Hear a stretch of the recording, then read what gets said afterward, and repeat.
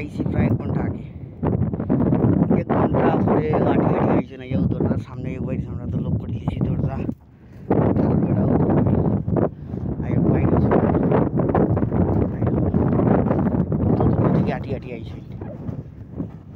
দরজার গলা তো বাইরে তারারে যাও যাও যাও ওই তো বাইরে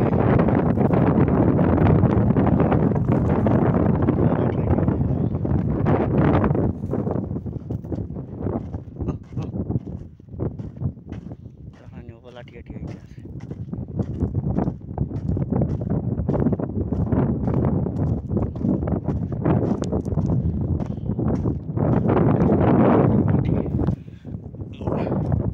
যাও যাও যাও যাও যাও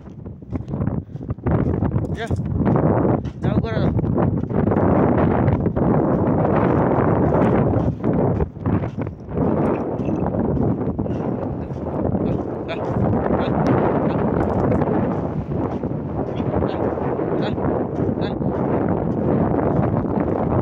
কই গেছে অত দূরে যাওয়ার দরকার কি?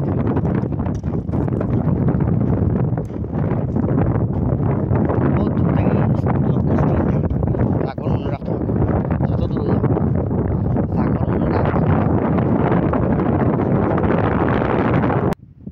দেখায়নি লাইন ধরিয়া যাইতে আছে, কত দূরেই থেকে আইসে। রাহুল বাচ্চা আর রাহুল